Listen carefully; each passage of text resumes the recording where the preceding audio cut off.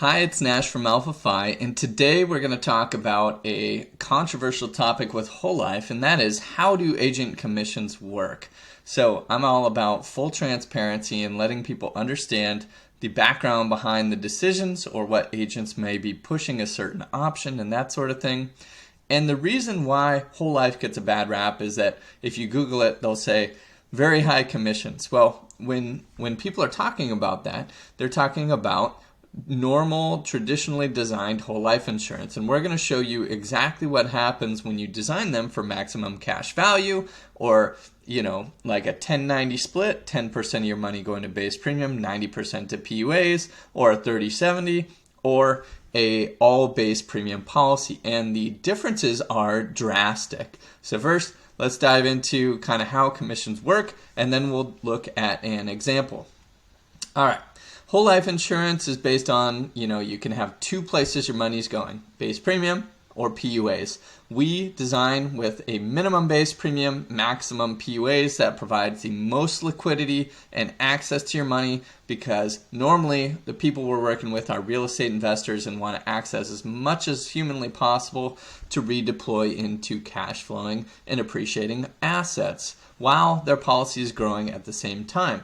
Traditionally designed whole life insurance, however, has a maximum base premium, which allows for maximum commission, and more of a death benefit product where there's very little access to that liquidity in early years. So, how do commissions work when looking at these two areas you can put your money when opening up a policy? So, company and products matter. If the company does business in New York, they're subject to some financial regulations, and their commission structures range from 50 to 90% of base premium in the first year. So the first year is always the biggest hit to liquidity. Commissions is one reason why, because the whole life insurance commission sales, the biggest commission payout is in the first year. If a company does not do business in New York, the commission payout can be 135% of base premium. So you might want to look and see if the company that the agent is providing you does business in New York. Frankly, Lafayette Life and some others like that are ones that do not do business in New York, and so their commission payouts can be higher.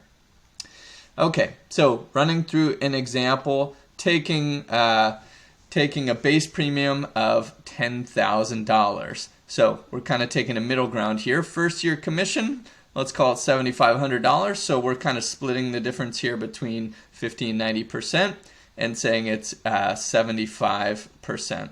Okay? But it can be up to $13,500 for those companies that don't do business in New York. So that's higher than you've even put into your base premium. And then renewal years on base premium, meaning year 2, 3, and on, can be anywhere from 10 to 3%.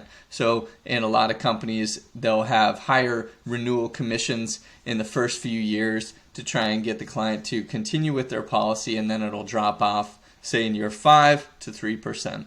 PUAs do have a commission against them, and they range from about 2 to 3.25%. But in comparison to how much is being charged against the base premium, we're talking to 50 to 135%. This is much better, right? Much lower commission structure on PUAs. So why do we use a minimum base premium?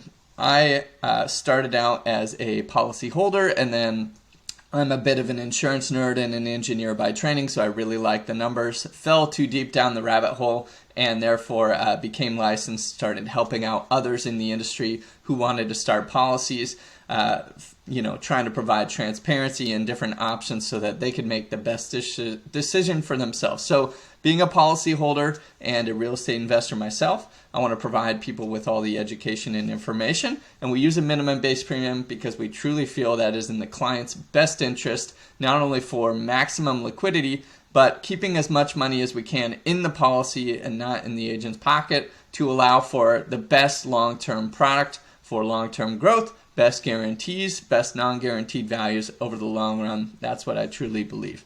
So let's dive into an example of varying base premium to PUA ratios and how that will impact the commission. Okay, Here we've got a 40-year-old preferred health rating male. We are looking at a 10/90 split here. So 10% of your money going to base premium, 90% going to PUAs. On the blue one in the middle, we have 30% of the money going to base premium, 70% to PUAs. And then on the far right, 100% going to base premium, 0% going to PUAs. Okay, so coming across, we've got the policy year, the age of the client, the base premium amount, the target payment. So the PUAs would be essentially the difference between these two. So in this case, it would be $90,000 going to PUAs. And then the cumulative outlay, total out of pocket by the client, and then the cash value and the death benefit, the annual IRR. So is your money growing or going to fees each year? Negative means fees are still overcoming the policy. Positive means that the policy is overcoming those fees and more money is coming back to cash value that you can have access to than you put into the policy. And then year one cash value, and then the year-over-year cash value growth. So these annual IRR percentages just netted out against any fees or any money you're putting in. And this is how much the policy has truly grown by or lost by every year. And then lastly, the commissions. Okay, so $10,000. This is the 1090. So $10,000 going to base premium, 90%, 90 going to PUAs. That is a $10,000, 425 commission in year one. Then you can see it drops in years 2 and 3, but there are renewals and commissions on those PUAs moving forward. This is a break even in year 5, meaning $500,000 total out of pocket by the client, $502,020 in cash value. Okay. Now let's move on to the 30/70. The only difference is $30,000 is going to base premium. Therefore, the target payment of $100,000 total out means $70,000 is going to PUAs. First big difference we'll notice is that much less liquidity. So we lost a lot of access to liquidity in year one. We had $82,907 on the 1090 design. We only have $65,552. So the commission difference is more than double in the 3070 design. Okay.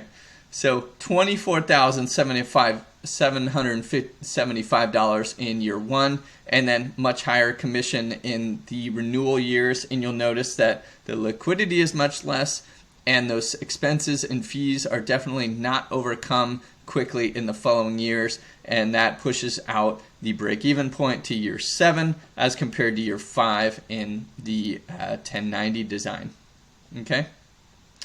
Then in the all-base design, $100,000 going to base premium, 0 going to PUAs, a $75,000 commission payout, and $10,000 in the following years. And then you'll notice that I couldn't even do a premium offset. It required payment into base premium for years 6 and 7, where in the others we actually were able to cut off the base premium, do a premium offset before the reduced paid up in year 8. Essentially what that means is in years 6 and 7, the policy was paying the base premium for it, and then in year 8, we cut the base premium off altogether with a reduced paid up, meaning that no more money has to or will be able to be put into the policy. We could not do that premium offset. There was not enough juice in this policy to fund itself for these 2 years, and then in year 8, we can do that reduced paid up. So over $100,000 total in this commission scenario, over 5 times the amount. I mean, ridiculous amount coming out of the policy and into the agent's pocket. So the question is, and I hear people often say, hey, this other agent is saying that a higher base design is better for my policy over the long run. I don't necessarily believe that. Okay, the money is coming out of the policy because of those higher base premiums into the agent's pocket. That does not, leave the insurance company more money to invest on your behalf to generate longer-term potential returns. If the money's coming out of the insurance company, there's no way they're able to generate higher returns over the long run, in my opinion. The math doesn't make sense. I told you I'm an engineer and a math and insurance nerd. That doesn't make sense to me. So when the projections show out here that there's potential for a higher base premium policy to overcome a lower base premium policy. You'll see at age, let's see, it actually never catches up in the 100% base design. But let's see if the 3070 and the 1090 actually catch up to each other. They do not. So even at age 96, we have a higher amount in cash value, a higher amount in death benefit in all years in the 1090 design. However, there are some companies that will illustrate that a higher base premium will deliver longer term potential performance. We have never seen that to actually be the case in policies that have been put in place and tracked throughout the test of time. We have always found that a lower base premium maximum amount going to PUAs provides more liquidity up front, and over the long run, it's less sensitive to dividend fluctuations, so less susceptible to underdeliver, and you have higher guaranteed values on a lower base premium design. That's because PUAs are paid up contracts, they have an immediate cash value, they have an immediate death benefit, and so the guarantees are stronger and they begin to compound every year for the benefit of the client. I hope this was helpful. Full transparency out there for the industry. Let me know if you have any questions so that you can really understand this in your decision-making process. Have a great weekend and take care for now. Thank you. If you enjoyed this video, please like and subscribe. Also, you can learn more at alphacrusaders.com at the link at the end of this video.